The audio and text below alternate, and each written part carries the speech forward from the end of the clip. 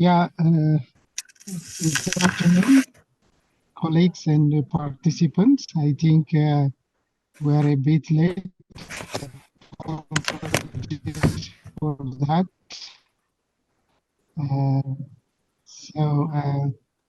Yeah, it is better to start, and I think Mr. Mikhail Tesfaye from the Ministry of Agriculture, Climate Actions through Landscape Program Coordinator, he joined us. But there is a technical challenge for him we cannot able to hear him, but let me give the floor for Peter Katenisa. He is the African Natural Capital Accounting Committee of Practice coordinator to make a remark. Then we will proceed to the today's webinar to share Ethiopian experience on the investment prioritization tool for sustainable land management in Ethiopia. So let me give the floor for Peter to make opening remark regarding the committee of practice and the webinar. Peter, over to you. Thank you, Dawidi. Thank you, colleague. Can you hear me? Yes. Just want to make sure that you can hear me. Thank you. Yes, you. So, Dear Africa NCA Committee of Practice members, participants, good morning, good afternoon to you all wherever you are. We welcome you to this Africa NCA CoP webinar series. And today we are sharing the experience Ethiopia, our sister country, Ethiopia. They are sharing their experience in NCA. And together with the World Bank and the CoP family, we would like start by thanking our partner institutions, individual members and countries that make this CoP possible. And this platform, which is vibrant and leading the way in terms of African countries embracing NCA as a tool to support the implementation of our Sustainable Development Goals and NDC Paris Agreement plans. So we thank you and we welcome you to this webinar. And today's theme is Investment Prioritization Tools for Sustainable Land Management in Ethiopia. So our Ethiopian team will share their experience and findings and provide an understanding of the investment prioritization tools for sustainable land management in Ethiopia. They will help us to appreciate the components and the inputs in developing IPT tools by combining data on land cover, land condition, climate, ecosystems, soils and infrastructure, along with the state-of-the-art spatial modeling approaches and their link to NCA in informing decisions and plans in Ethiopia. So, dear participants and CoP members, sustainable land management practices and their upscaling in Africa are essential for a variety of reasons. But the most basic is to sustain and improve livelihoods within our communities and countries while protecting our land resources and ecosystem functions. So in today's webinar, we'll see that investment priority tools play a critical role in sustainably allocating natural capital resources to optimum use for countries in Africa. More specifically, we know that African countries heavily rely on natural capital for their social and economic development and livelihood improvement across our continent. So dear participants, I invite you all to participate and interact with the resource experts here today to educate us and share the experience and case studies on IPT for SLM, not just in Ethiopia, but the whole of Africa and beyond. So I want to thank you all for joining and getting interested in this important webinar, focusing on advancing NCA practically and in particular focusing on land and nature-based land account management and sustainable land management. I am sure that the outcomes of this discussion will advance our NCA work across Africa.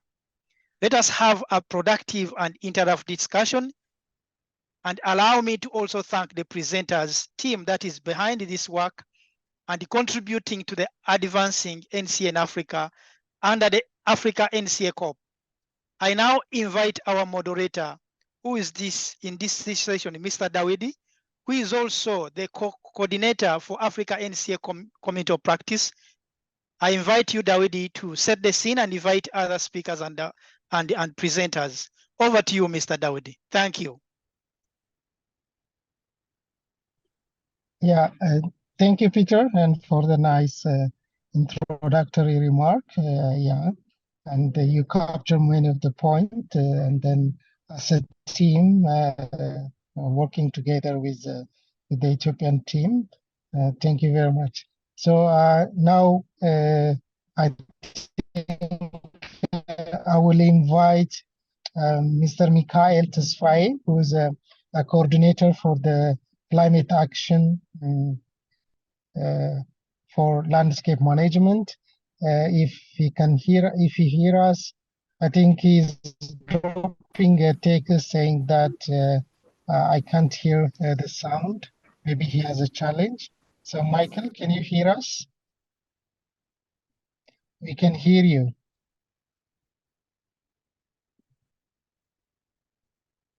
Mikhail, can you hear us?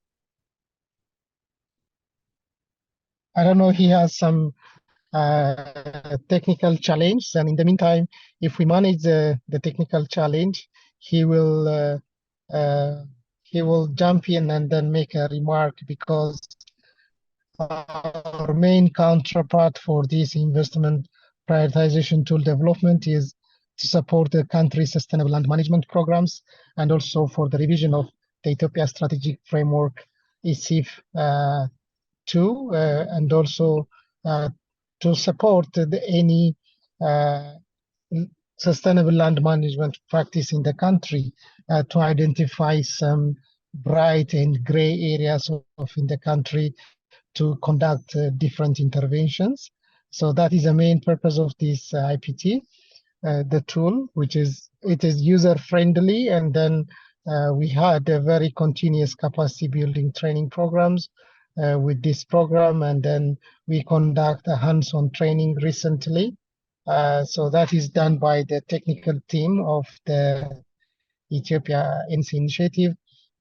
So without taking too much time, let me invite George, who is leading the development of this tool and the parameterization, and also doing the modeling exercise with a technical working group on the ground, to give us a brief presentation on this tool. So George, Jorge, the floor is to you, because Michael, he has a challenge to share his opening remark. But in the meantime, if his sound system is okay, he will jump in and make a remark. Hello. Jorge, can you hear me, please, Dr. Yes, yes, we Yeah. can hear you, Michael. Yes, thank you very much. Thank you. I'm connected, so I can make a speech now.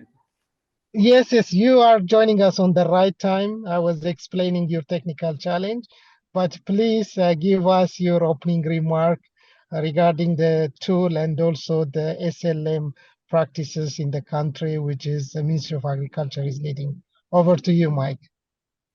Okay, thank you. Greetings to you all. My name is Mikhail Tesfaye from the Ministry of Agriculture. Thank you to each and every one of you. On behalf of the Ministry of Agriculture and His Excellency Professor Iyasu, State Minister of the Natural Resource Sector in the Ministry of Agriculture, Ethiopia, I'm very pleased to be able to welcome all the participants. The World Bank team, thank you for your willingness in supporting the Ministry of Agriculture to make our development works easy and feasible by making us familiar with simplified and applicable tools such as the Investment Prioritization Tool. As the Ministry of Agriculture, we are proud to see this wonderful event where Ethiopia shares experience to the wider African community. Frankly speaking, I mark this event to be very important to provide an understanding of the investment prioritization tool for sustainable land management activities in Ethiopia. This event also helps to understand the components and the inputs in developing IPT tools by combining various data. The IPT tool will surely ease or simplify the prioritization effort of degraded watersheds of Ethiopia for sustainable landscape restoration. Because as a country, we have encountered a lot of challenges in prioritizing the degradation level of our landscape before. But now, after the introduction of the IPT tool, I am sure the experts of Ethiopia will make reasonable prioritization in selecting the degraded watershed for further landscape restoration.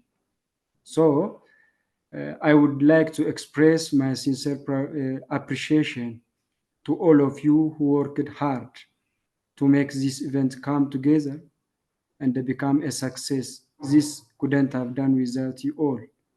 Well, I don't want to take too much of your time. I need to leave the platform for the training as it is officially opened. Thank you all. Over to you, Dr. Dawit. Thank you. Yeah, thank you very much, Michael, for the very positive remark on the collaboration between the government of Ethiopia and the World Bank, and also particularly on the engagement of our team with your team. We are tirelessly and continuously interacting with you and with your team. And also you mentioned about the sharing of this experience for the wider community is very vital, and also the different sustainable land management programs in the country, and also the importance of this tool to enhance some of the decision in the process of identifying additional watershed areas, and also other intervention for the sustainable land management program in the country. Very appreciated your words, and also thank you very much for doing this opening remark on behalf of the government. So I think I will give a floor for Jorge to make his presentation. So Jorge, it's over to you. Thank you, David. Thank you, Michael. I wonder if I can have share screen capabilities. Let me see if now it's working. No, it's not working.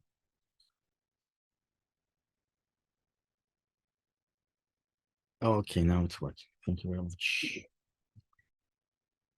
Okay, so I'm going to make now a small presentation. Is around 15 minutes, 15 to 20 minutes on the investment prioritization tool that we have developed for the Technical Working Committee led by Ministry of Agriculture in Ethiopia with the support from the World Bank.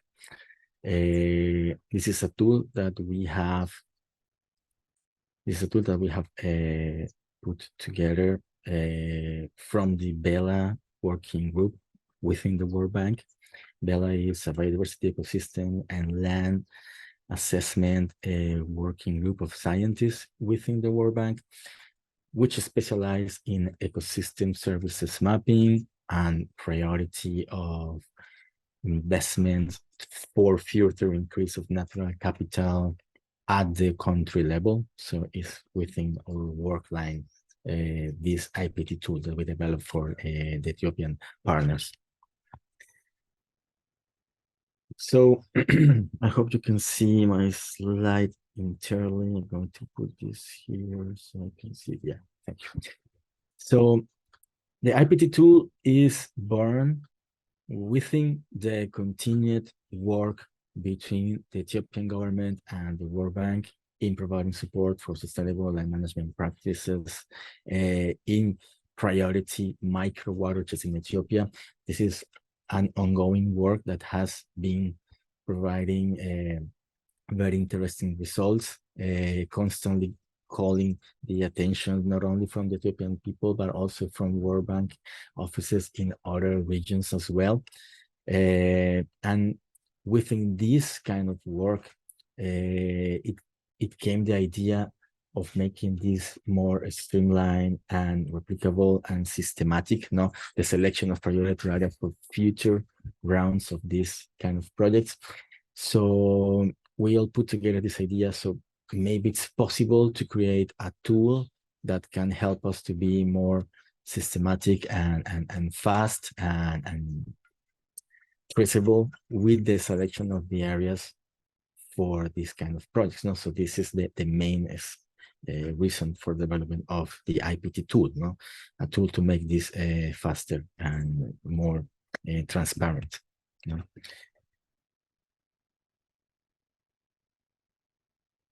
So we have 4 main objectives for the IPT, the Investment Prioritization Tool development. The first is try to select priority areas, but also considering the ongoing trends in degradation, not only the current state, no, but also try to forecast what could happen if no investments are made, what could be the potential returns if investments are done, but considering always the degradation trend, no. This because we want to prioritize also areas where you can revert degrading trends before they get very expensive or degraded, to reducing the potential returns of the projects. No? So this is a tool that is trying also to incorporate this dynamic change measure of the land. No? We want also a tool that we can use to evaluate the potential returns in terms of restoration and SLM activities. So it has to be based on some kind of biophysical modeling assessment of returns and biophysical processes. No? So it must be a science-based tool where we can forecast the potential returns from SLM activities before deciding on investment in one given area. No? This also must be a tool that can help you to easily identify priority areas for implementation of SLM activities. So it's not supposed to be a static study, but it should become a tool that anybody can use to select priority areas and understand what's behind the selection of those areas. No, so it's a tool oriented toward a practical use. No, and one final objective for this, and this is like an application or a study case for this is, okay, it's possible to use this kind of tool for the selection of watershed priority areas for the next ESIF, no? So Ethiopia Strategic Investment Framework round of investments, no? So it should be something that can actually be used right now. So this is, as you can imagine, no, an ambitious tool, and it could serve a lot of potential users, and a diverse technical group is behind the tool, providing insights, data, recommendation, and the most important, feedback on how to make it more useful and usable for them. No, so it has this wide group of institutions behind this, and this has been very interesting because we have found that IPT tool is flexible enough to accommodate for these different needs from the different members of the technical group. Just by working together with them, we can create a tool that can serve multiple institutions, not only Ministry of Agriculture, but also other technical programs. So what is the IPT tool? So the IPT tool is a triad or a trinity of 3 main elements. No, it's a database of criteria at the micro watershed level, no, that allows you to identify priority watershed for investments in SLM.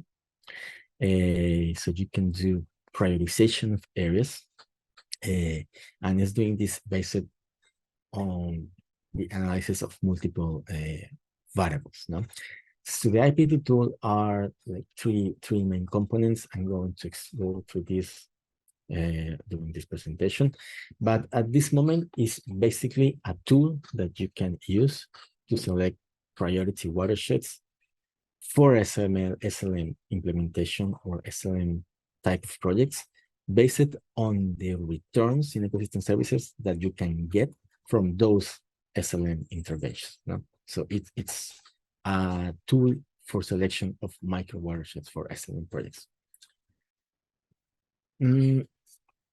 The way this works is by using a diverse set of variables that are spatially explicit variables that we analyze in a traditional GIS environment. And after this analysis, we create a database in which you have this information tabulated for each watershed, micro watershed in Ethiopia. No? And then after this analysis is done, you can use this database to identify your priority areas for investments. So the logic behind this is that for each watershed, we analyze multiple criteria of interest, which includes land degradation trends in the last 10 to 15 years. And we model what would happen if these degradation trends observed keep propagating into the future. So the IPT tool has a component of land degradation and land degradation trends into it that you can use to identify areas that will be degraded in the future, areas that are in good condition in the future but might be showing a degradation trends, or areas that are extremely degraded where investments could be very expensive now because it has this land degradation modeling component on it. It's also considering climate risk factors. All of this derived from the World Bank Climate Change Knowledge Portal, where we are using climatology variables from the pessimistic scenario using a multi-GCM ensemble database. So we have a broad covering of climate risk factors without getting into a specific GCM analysis, but we still have a climate change component into the IPT tool. We also consider potential beneficiaries information, both in terms of demographics, like rural population that can be directly benefited from SLM projects, but also urban and peri-urban populations that can benefit from downstream benefits from SLM activities. No, so we consider beneficiaries directly and indirectly, and we are also working on including other kind of beneficiaries, such as infrastructure, like hydropower, irrigation, roads, and infrastructure, evaluating the potential contributions of any watershed toward not only people, but also infrastructure. No? So this is what we cover under beneficiaries.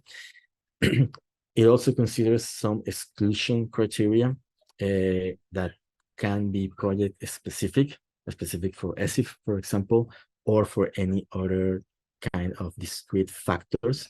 For example, it's possible to exclude some watersheds based on security issues, biodiversity issues,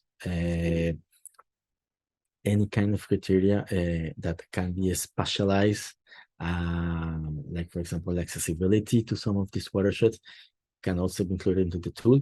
At this moment, we have mostly exclusion criteria was formulated based on previous experiences from World Bank projects supporting this working micro watersheds. So it's building on top of experience from what worked, what might not work from these projects, but it can be expanded to other factors.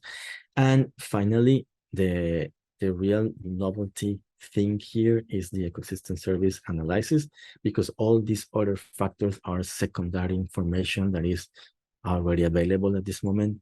But the ecosystem service analysis that we developed for IPT tool is the real novelty thing. And this is the analysis of the potential returns. And the way that we understand returns is as change in ecosystem services flows or biophysical flows of changes, for example, in water quality, water regulation, carbon stock. This kind of impacts from SLM activities is what we evaluate, no? And the way we do this is very simple. We create a baseline of current biophysical flows for whole the country.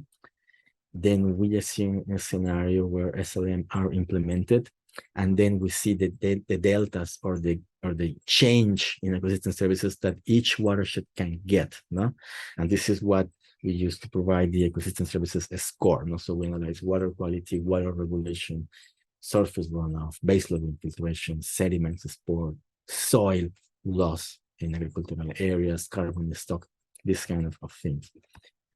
So what are the linkages between IPT tool and natural capital accounting? Well, at its very core, IPT tool recommendations are based on potential gains in terms of ecosystem services. So this means that for the IPT tool creation, we had to build first a baseline of biophysical processes for the whole country.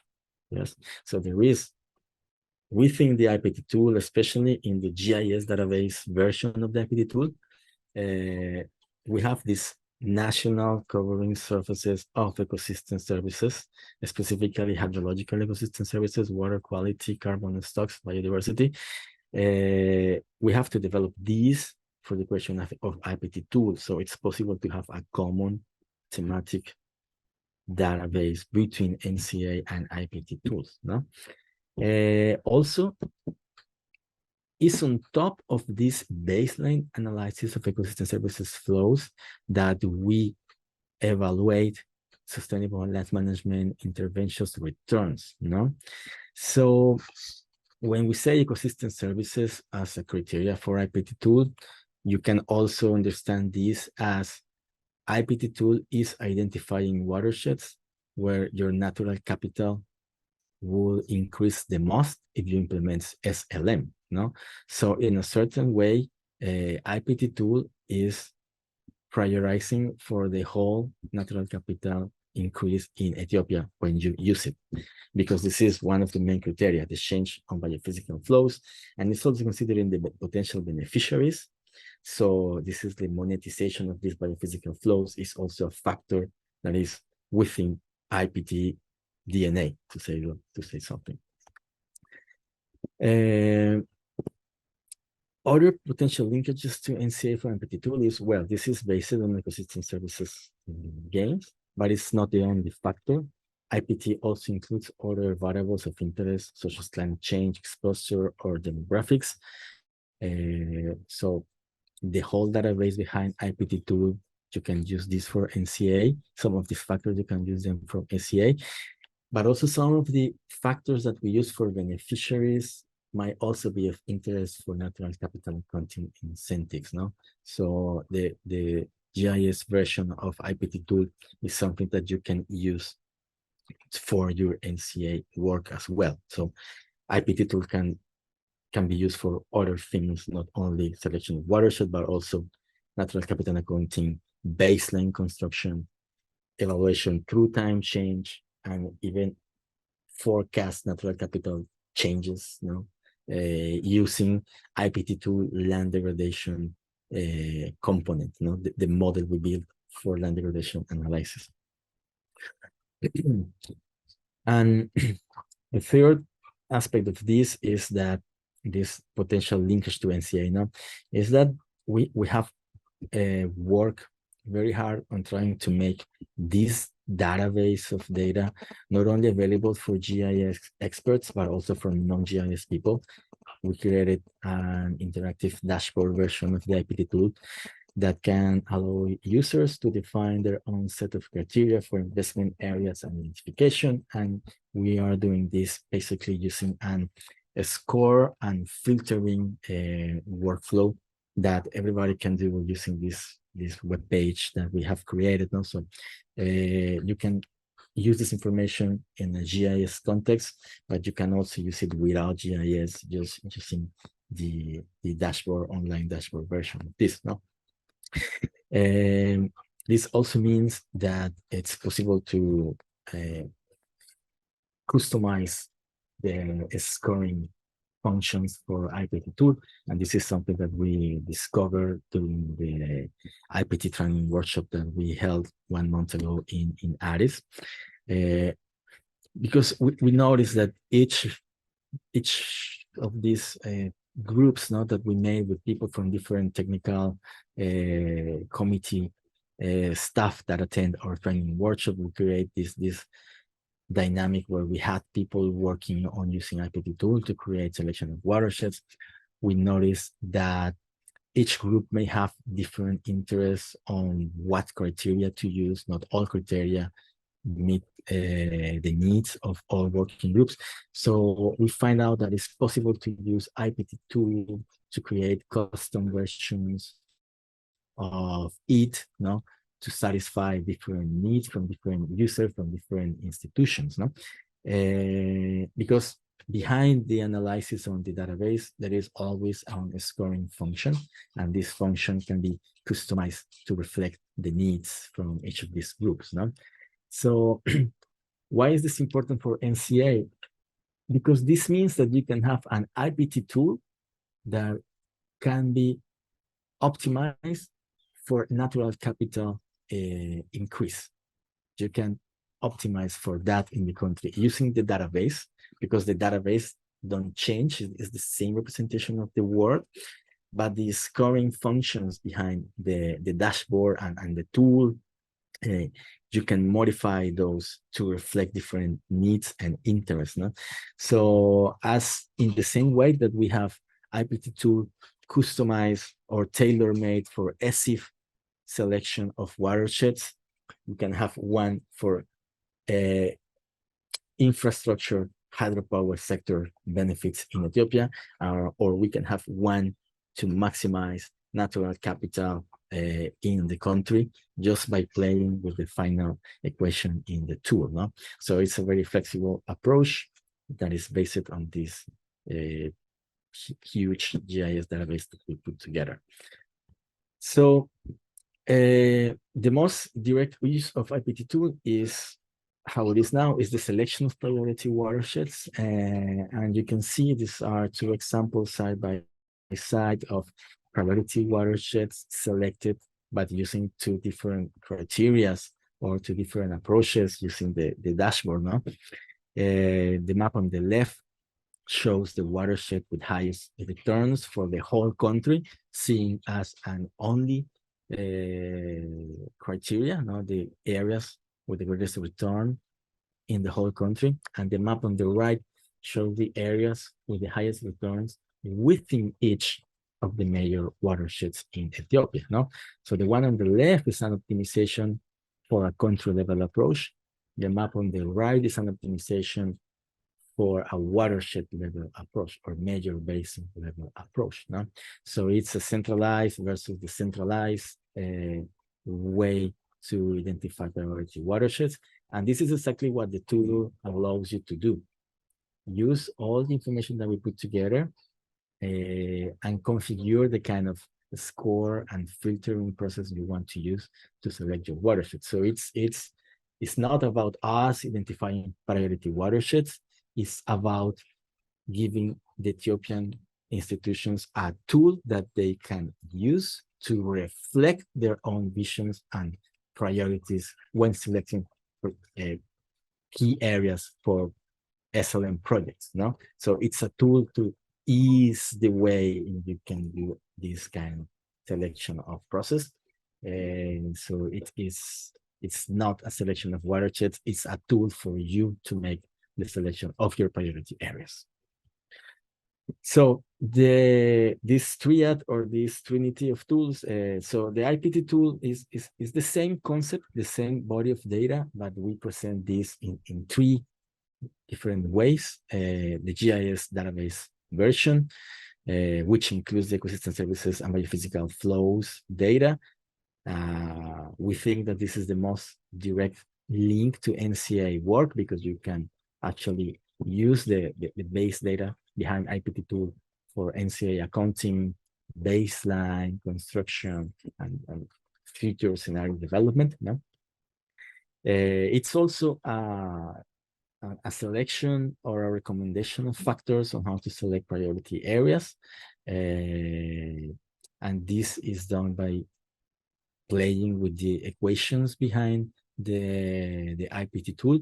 And this is also potentially for NCA because like I said, it's possible to create also a custom function for the increase of natural capital in Ethiopia now. So it's possible to customize IPT for broader long-term vision national goals. No? And the third shape that IPT tool has is a tabular or queryable tool that any user can use for watershed, district evaluation, biome evaluation of priority areas. So, and it's flexible enough to reflect experts' criteria in the process. This is my last slide. So the conclusions from this presentation I would like you to have after this is, well, IPT and NCA can share the same data sources. It's a single body of data in ecosystem services, what we can have behind these two tools. The current version of IPT tool uses data that is available for any other African country as well. So what does this mean? That IPT tool can be applicable at the regional level in other countries in West Sub-Saharan Africa because it is using data available for any other region. So this is something that can be replicated in any other country. IPT recommendations are based on potential gains in natural capital and ecosystem services due to SLM investments. Okay, so this is what we do. We create the scenarios, we run the biophysical models, and then we have a potential return on top of which we calculate an SLM score. No, but is the user who finally decides which factors to consider. And this is something we learned during the workshop. Different technical committee working groups have different criteria selected as the priority factors for their selection of watersheds. No? And this is what allows IPT tool to be very powerful because it's the same body of data, but the function is customized for the user. So ESI function is different from any other potential user, and NCA can be another potential user for which to change the scoring function in the end. No? So this is the way in which we bring in expert criteria and expert knowledge into the tool. We provide the data, and together we build the costing function or the return evaluating function. No? So it's based on science, but filtered by your knowledge, expert, context-aware knowledge, okay? And the final conclusion is that systematic NCA monitoring and targeted investments to increase natural capital in Ethiopia can be supported by these kind of tools like IPT tools. You can have systematic NCA monitoring, and even more interesting from my side of view, systematic targeted investment to increase your natural capital accounting when you use this kind of science-based approaches like the IPT tool. And this is something that you can replicate or implement in any other landscape, country, or region. These are my 3 conclusions for you today. Thank you very much for your attention. For more information, please write to us at Bella at the World Bank. Thank you very much, Dawit, everybody. Yeah, thank you, Jorge, for the nice presentation. I think you covered the detail about the data input and the baseline information for the tool development and the technical working group, and the potential application of the tool and how we can set criteria in the tool and to customize it with using a local knowledge, and specifically also the link between IPT and NCA, and also how we can use the tool for evaluation and monitoring purpose, and also how the tool can support some policy like the Ethiopia Strategic Investment Framework revision, and also some of the sustainable land management programs like the big program, the CALM program, and also finally you touched on the recommendation. So thank you very much, Jorge, for the nice presentation. And now let me give floor for Ross to get his reflection because he's the one leading many of the landscape, closely watching SLM programs and CALM and landscape program policy and strategy revision. So Ross, maybe your brief reflection based on Jorge's presentation. Over to you. Yeah, thanks very much. Thank you, Dawit, Michael before him, and Jorge, thanks very much for your presentation. And it's really nice to see this work continuing to develop. So what I just thought I would do is just make a few quick remarks, actually more about the operational context in this work. So I think Jorge's presentation has covered the technical side and the modeling side much more clearly than I could ever do. But just in terms of operations, one, and I think Jorge touched on this, Ethiopia has a huge challenge with regards to land degradation, which has cascading effects in terms of, vulnerabilities to future climate change, food security, environmental loss of environmental assets, biodiversity, livelihood issues, and so forth. So it's an enormous issue, and resources are never going to be enough to tackle all of the landscape restoration needs across the country, and not even in the highlands. It's such a huge issue, and so prioritization is really important to ensure that government prioritizes its efforts and its financial resources to kind of get the most bang for the buck, to get the most value. Now, Ethiopia already has a huge landscape restoration program. It probably is the largest in Africa, I would think. It's certainly one of the largest globally. They currently have, well, by the end of next year, they'll have around 8,000 micro watersheds under restoration processes, meaning that they're rolling out participatory watershed planning, they're rolling out activities on the ground, sustainable land management activities to protect ecosystem services, to restore land productivity generally, and to boost livelihoods alongside that.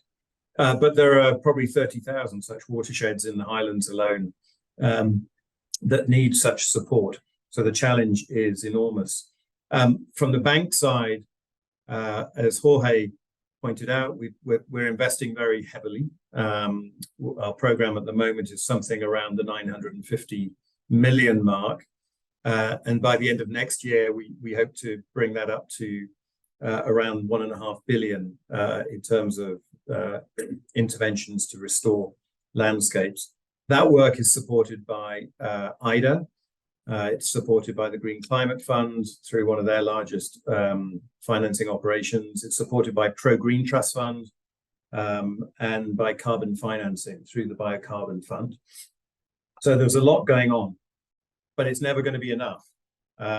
So this tool is really important for ensuring that Ethiopia gets the best value for money, both at the program level and also in terms of future planning. So Dawit mentioned there the Ethiopia Strategic Investment Framework, which is the national program, the national framework which sets priorities for what it wants to do next over the next 15 years in 5-year chunks. So getting value for money is one thing that's really, really important. Exactly where do they invest and how to get the biggest bang for the buck in terms of protecting ecosystem services, whichever ones those may be, protecting downstream water infrastructure, irrigation schemes, which is now becoming a national and a sectoral policy here to try and group land restoration activities to maximize those types of impacts. And yeah, looking ahead, looking at trying to get ahead of the game.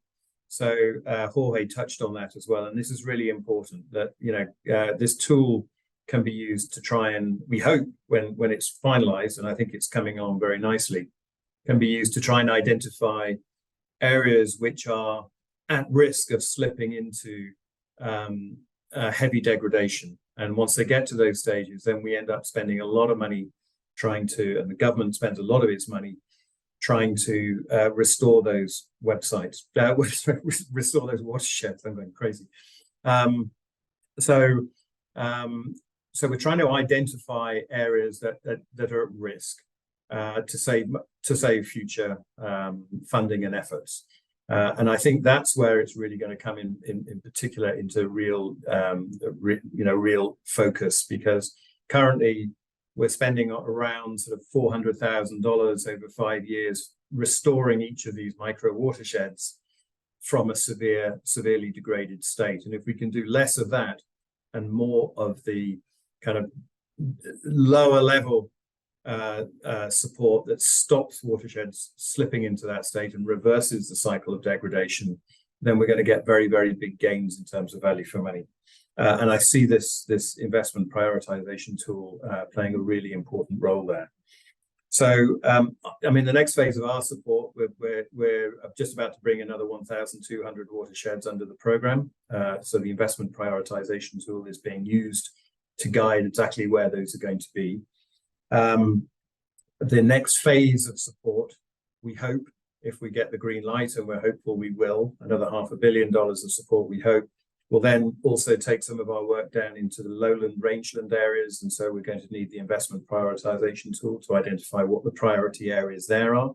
These are areas where the CCDR, the Climate Change and Development Report, is predicting we're going to see more impacts of climate change in these lowland areas in the years ahead.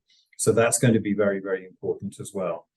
The challenge now is to roll it out, roll out this tool, because a lot of the decision making here is taken at decentralized levels, at regional level and below. And so to get full value out of this tool, we're going to need to figure out ways of cascading the training down. That's started, but we've got some way to go on that as well, so that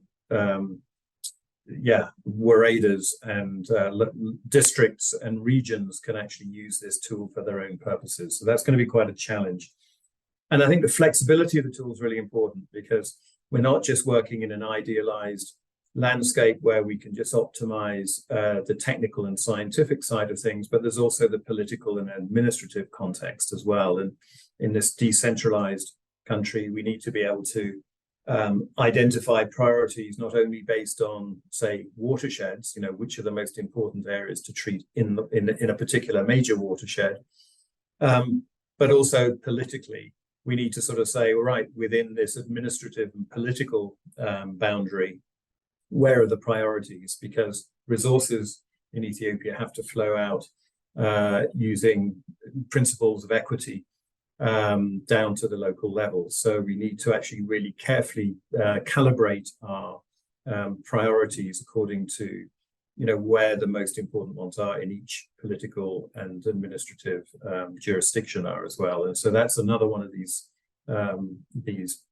capabilities of the IPT, which is going to be extremely important here in Ethiopia, where the whole politics of which regions and districts get what levels of support is extremely important. So, that's all I have to say. Jorge and the Bella team are doing a brilliant job, and it's got very, very well. We have very high levels of local ownership for this tool. This has caused a great deal of excitement.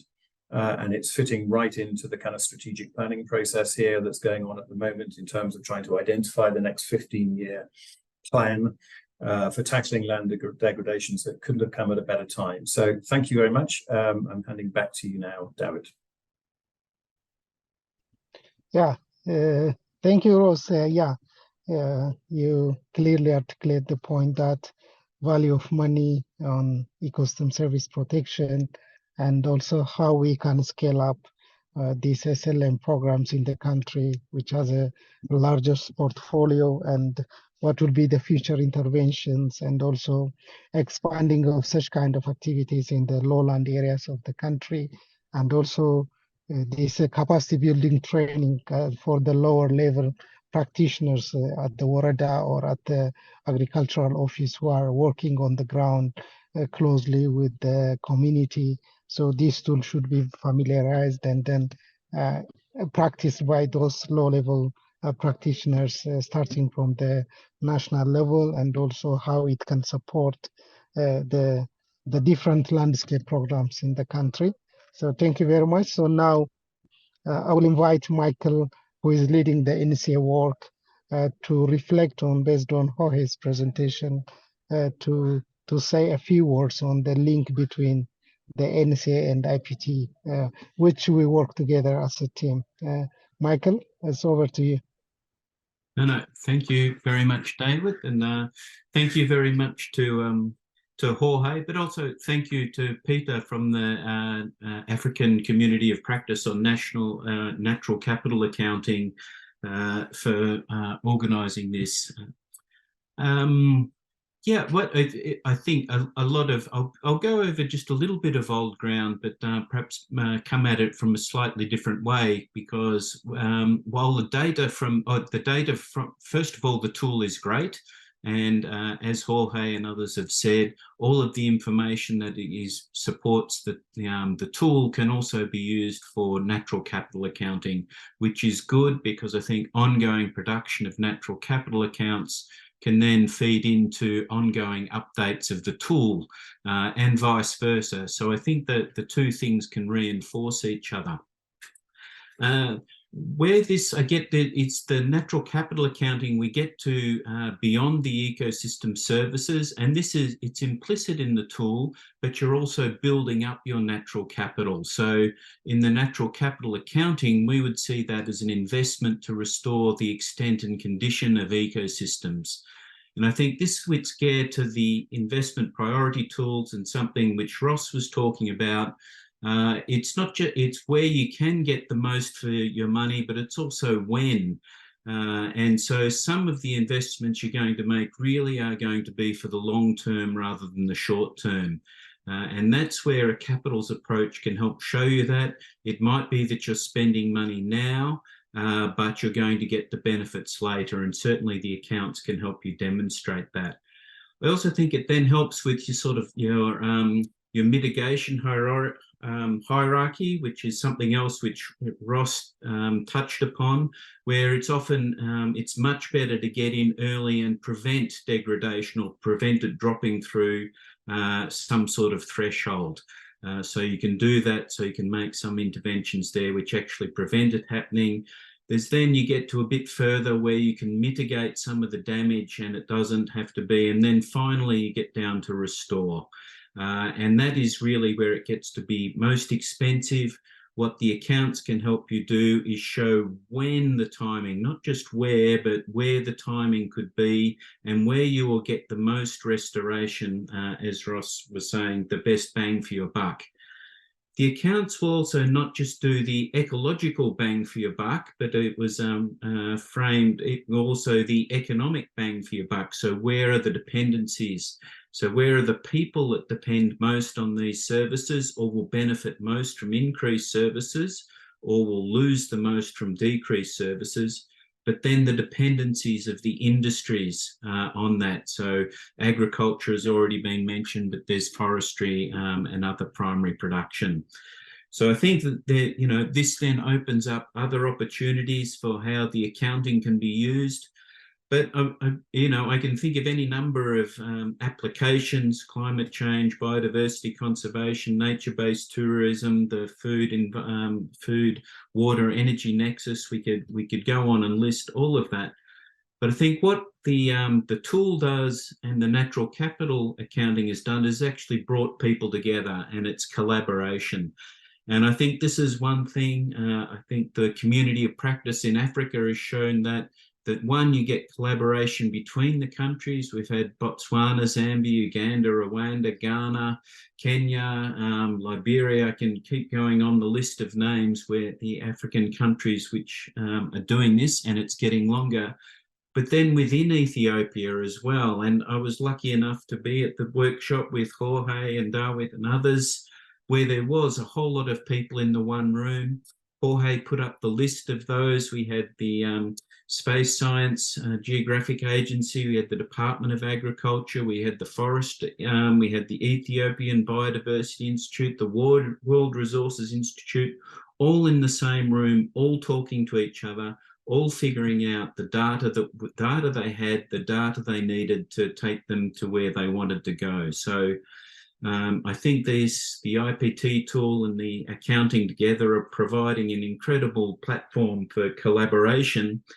And now, what comes next? How does it do? So capacity building, I think, is clear, but it's then what capacity? And for this, I think Jorge mentioned it, is how to take it to that next step. And I think it's valuation and some of the monetization, because that's where a logical next step, I think, for both the accounting and the IPT tool. So you can then start to demonstrate this, not just in ecological terms, but also in the monetary terms. So we get that, what to do. Once again, Jorge, we can extend it into other services, but I think extending it into the entire accounting platform and into the macroeconomic framework. So we're very lucky to have the Ghanaian Statistical Service and their national accountants at this workshop, and they were thinking about how they could use the data they had and then feed it into some of the macroeconomic policy. And perhaps try for how to make the the Ethiopian economy recognise the dependencies, but also then recognise the opportunities. So I'll keep coming back. The IPT is great because, one, you can use it. I mean, it was very good. I take my hat off to people like Jorge and others who can develop these tools. They put it together, they make it easy to operate. It was so easy to operate, I could operate it, which was good, which puts it into the hands of people, so it is a tool that they can use for themselves. So with that, I will hand back, and yes, back to the organizer. So back to you, Dawit. Yeah, thank you, Mike, and thank you for your reflection related to the data aspect that the IPT and the NCA can share, and also collaboration and sharing of experience among the peer countries who are a more advanced stage in NCA, some in the middle stage, and some are also at the early stage of NCA exercise, and also developing a capacity, and also how to move to the next step, like the ecosystem service valuation, and also how we can link it with the broad macroeconomic framework, this work to the national level macroeconomic framework exercise. So that's good and really appreciated. So thank you for you, both of you, for your reflection, and at the same time also the presenter, Jorge, has nicely articulated the situation. So so let me make open the next 20 minutes a reflection from the participants. If any comments or suggestion or question for the presenter. Yeah, it's open now.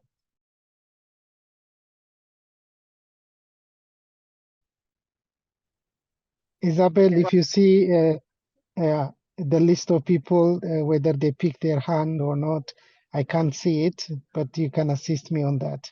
Yeah. I don't see anyone right now. Okay.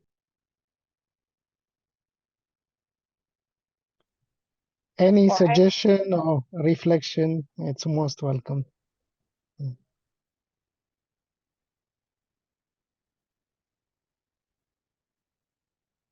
Michael?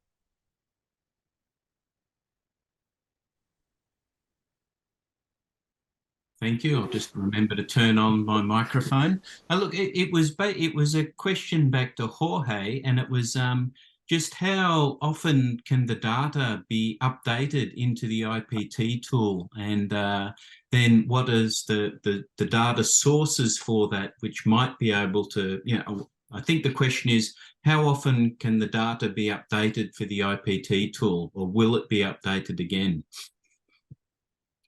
Yeah, that's a very good question. So when we develop the current version of IPT tool data, the most critical data regarding being up to date is land use, land cover information. The best data set that we found is using 2021, 2022 land cover data. And I think that is the factor that changes the fastest. Yes, the land cover is what changes the most, the fastest variable to response. No, and fortunately, is also one of the easiest thing to keep up to date. Yes, because the data that you need for this, which is satellite imagery, thank God, is easily available today. No, it's not like 5 or 10 years ago. No? So you can really have very up-to-date, very high resolution land cover information data.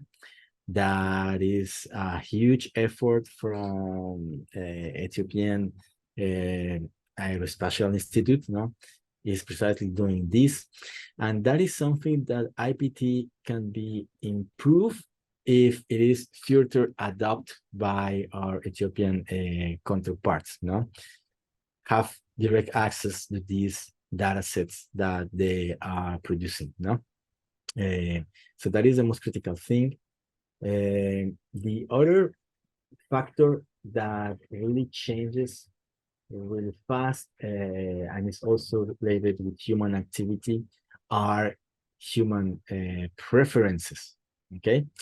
Because development plans, national priorities, sometimes they're changed every 5 years, no? So what might be or not a priority watershed today may change in 5 years from now. 5 to 10 years from now might change, no? It could even change after the turn of election, no? So that information is also important to be constantly updated in the tool. But again, that is very easy information to specialize, no? You only have to have clear your priorities, no? So that can be done relatively easy. The other thing to consider with IPT tool is that we have developed the current version thinking on making it very easy to use, which means that some of this functionality is behind what you can actually see when you use the dashboard, no? But that is something that further training can also improve, no? Because the scoring functions behind the tool that reflect expert consensus is also something easy to change and also something that you can learn how to do it. But in the current version is just hidden, no? It's behind, no? Is us preparing the costing function, no? And the costing function represents a stakeholder priorities, and priorities, like I just said, they change from one year to another, no? So it's important also for you to keep your costing functions or grading functions transparent and up to date, no? So those are the factors I think are critical to have an IPT tool updated. And fortunately, most of them are really easy to solve by local experts, no? Because for us in Stanford, in Brazil, it's very difficult to do that. No, we are not there, no.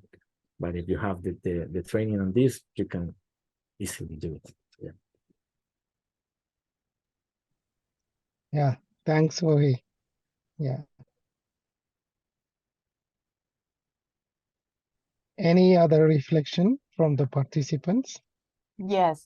Afterwork, you have a question? Thank you for giving this chance, and thank you for Mr. Ohe for his big efforts to realize these IPT tools for Ethiopia, and also the big efforts that so far made by Dr. Dawit, even to adopt the natural capital accounting for Ethiopia. My concern is who is going to update the layers if we are interested to incorporate like the watershed. So far we delineate for our country or our area of interest.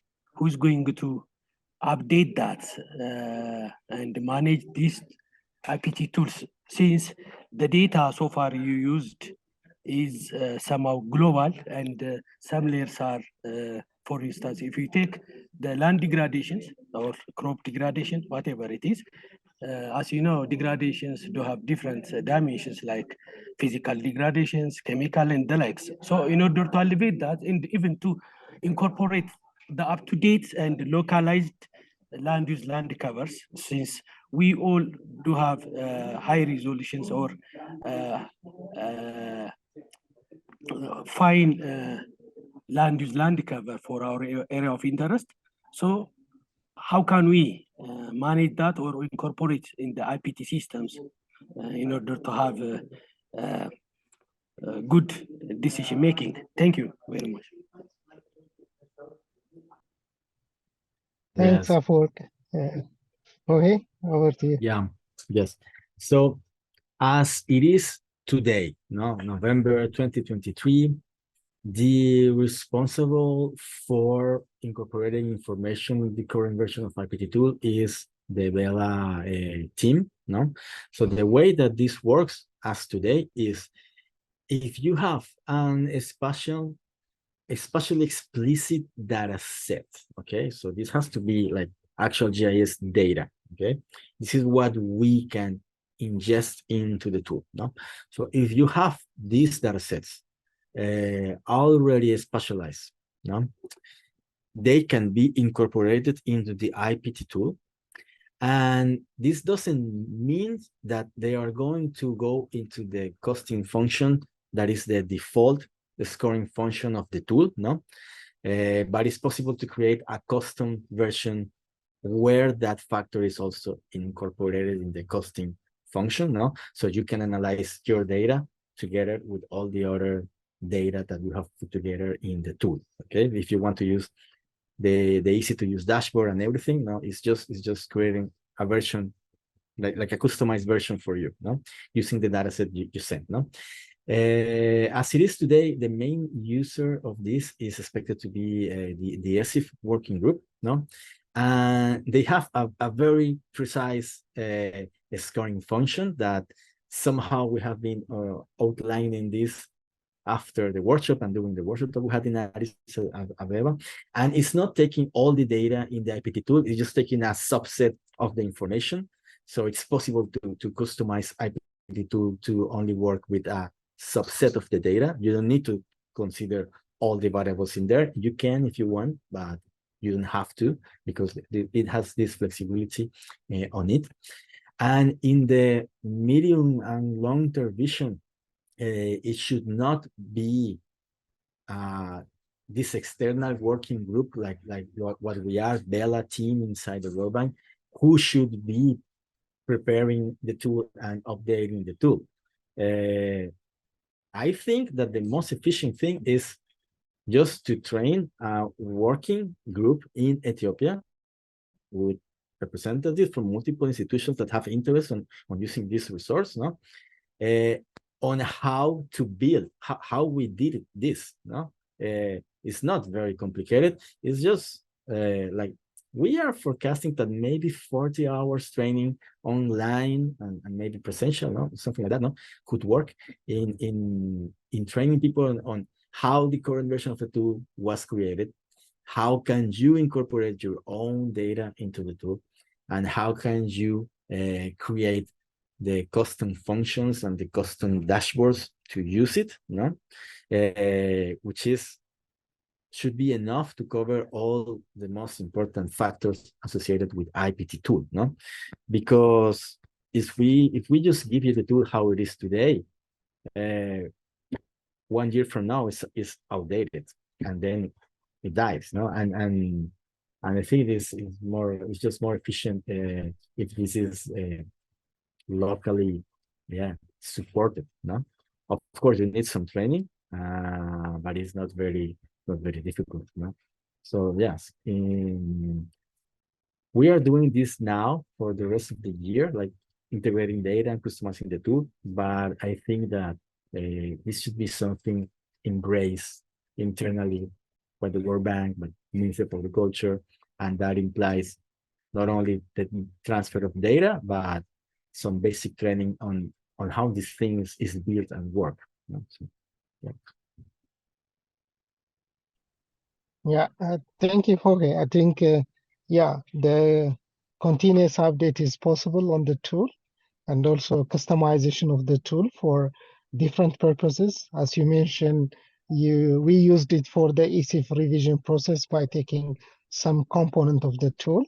Then, it is user friendly, and then depending on the purpose or the motive that is needed for this, I think Afwork, he has a good background on GIS and remote sensing, so we can customize it.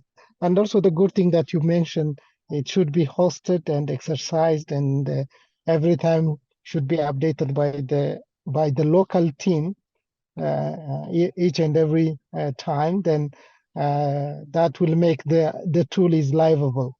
Otherwise, if we keep it as it is, so after some period of time, it will not be active. So it is good to have an iterative process of updating and exercising and using of this tool.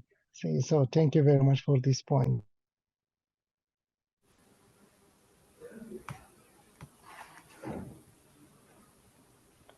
Any other final remark? Can I few reflection? Yes, please. This is Mikhail, please, Dawit. Please proceed, Mike. Okay. Thank you. I liked one of the statement is on the conclusion part, which says it is the user who finally decide which factor to consider. Really, this is a great relief for us, because there are additional watershed selection criteria, such as social factors, environmental, and political.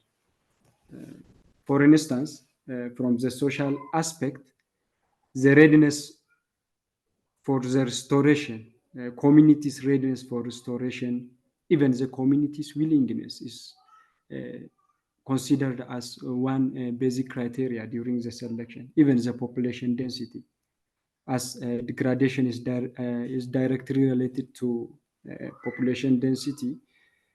When people degrade watersheds for road construction, mining, energy, such as fuel wood for house construction, even for in seeking for farmland, this additional farmland is as more than 80% of the population is based on the agriculture. So population density can also be one factor. The other one is if the population is sparse, there will be no enough labor provision for the landscape restoration activities. So the pattern settlement pattern is also considered. And also the land restoration efforts of the past. Communities' past land restoration record is also considered as one criteria. Even the ownership readiness mentality of the community is also considered as one criteria. Environmentally, the degradation level, actually which is suited to the IPT tool, is also one factor. Biodiversity conservation or areas need to be preserved and protected with community participation will also be given due criteria or due attention during the selection. When I come to the political aspect, equitability. We know that Ethiopia follows the ethnic-based political system. The issue of equity is always on the front line, you know, reaching all weredas or kabeles to avoid complaint from the community or from other ethnic groups to avoid some crises related to politics. Even the administrative issues also can also be one criteria. So my point is that the conclusion parts which said it is the user who finally decide which factor to consider can allow the Ethiopian expertise to consider additional criteria in parallel to the IPT tool criteria set on the IPT tool. So it is very nice tool. Once again, I want to thank the technical team who is working on making this tool alive and operational. Thank you very much. I also want to stress on what Rose has mentioned earlier concerning the cascading of the training to the grassroots implementers, because watershed selection is done at Wareda level, Wareda and Kabele level, which is the lowest governance structure of Ethiopia. So if we can manage to cascade this training to the grassroots implementers or Wareda level expertise, it will be very easy to use the tool. Thank you, Dawit. Thank you. Yeah, thank you, Mike. I think I was almost to ask your final remark or reflection on this process. You mentioned about this, the tool is user can decide on the parameters and criteria, considering the economic, the ecology, the political, the social dimension in the country, and also the point that you mentioned, this tool should be owned or cascaded down to the lower level implementers at the Warada level, which Rose is mentioning that, and also the remark you mentioned about a continuous process of updating this training should be done by the local staff, which Jorge was again and again he mentioned that this thing should be owned by the local technical team. So that is a very buying idea. So I think we are on the mark of 1 minute. The good thing is we will put all this presentation and the record of this webinar, and then we can have an interactive and continuous communication to discuss about this tool. It is very open. So I think if any burning issue as a final, let me give for one person. If there is a hand is up or not, I think Isabel can assist me. Thank you, Dawit. We don't have any more hands, and we can close now. Yeah, good. Yeah, the good thing is also Mike will make a very good final remark and reflection representing our team and the technical working group. So thank you very much, all the participants and the presenter and the discussant. And it was a very interactive session. Hopefully we will also engage and again to continue on our capacity building hands-on training, and really appreciate your participation. Then with as a co-coordinator of the Africa NCA CoP, I would like to thank all the presenter, participant, and speakers and discussant, really, and also part of a technical team. I'm really happy this thing is happened. So we will continue our discussion and collaboration. So thank you very much. So over